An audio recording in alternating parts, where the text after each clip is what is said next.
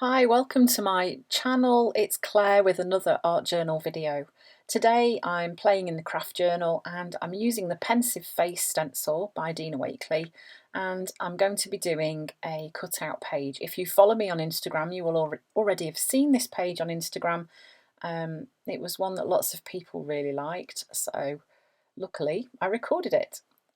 So I'm stenciling the stencil onto the right hand side of the page, and then you can see I've just sort of brought the neck down a little bit and added some body.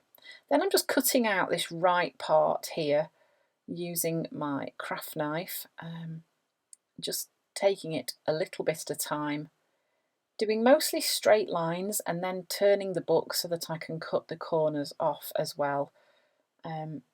Is something the more you practice, the more confident you will get.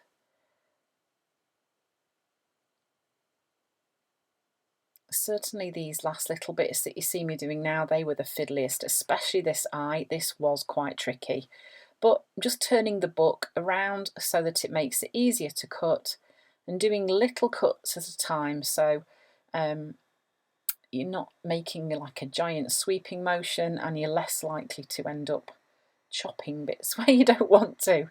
So then on the page behind, I'm just adding some black. You can see that I had some leftover paint from a previous journal page on that page, and then I'm just adding the stencil on. I've flipped it over so that it then fits over the bit that I've cut out, so that I can add in the shape so it mirrors both sides are the same.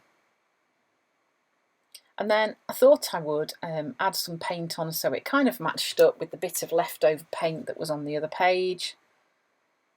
So I added that on. Then I started adding the black over the top. This is actually black gesso because I didn't really have much black paint at this time. And you can see I ended up disappearing most of the paint that I added. So then I go in and add some more yellow on the top there. So the two colours that are on the background, I think the leftover paint were Amsterdam acrylic, permanent red violet light and some lemon, and then these are Amsterdam acrylic paints too. So the pink that I've used through that stencil is quinacridone rose light, and that's one of Dina Wakley's new stencils that I've used there with the circle shapes.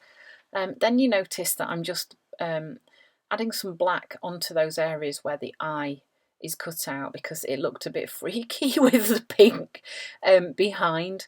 It looks much better with the black showing. And then I decided I would do some yellow splatters just to bring a bit more of that yellow to the front of the page. And yeah, that really added another pop of colour. So then I'm just doing some loose lines on the page, and I'm going to do my writing in there, and going to somewhere put that figure. Wasn't quite sure where it was going to go. And then I'm just doing my writing, filling the lines, just mostly doing capital letters really. It's a nice easy way to write quotes on a page, especially when you've got lines to guide you with the size of your letters. There you notice I made a mistake, and because it was still wet I could easily rub it away, dry the page and then carry on.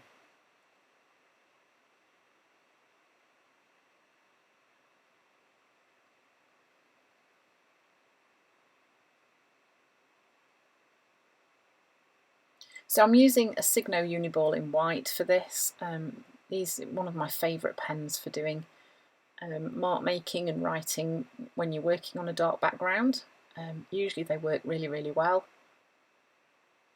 You do need to make sure that the background is really dry before you start trying to use it.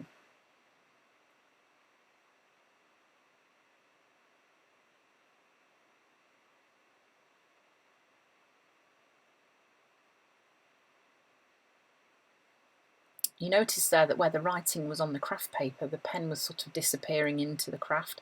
That's because there isn't any gesso on this craft journal page, and I quite like to just go straight in with the paints and use them on this lovely colour. So sometimes you just need to go over bits that you've done already if it's disappearing into the background a little bit. So then I'm just adding a bit of doodling, just some more circles. They kind of echo the stenciling that's on the page too.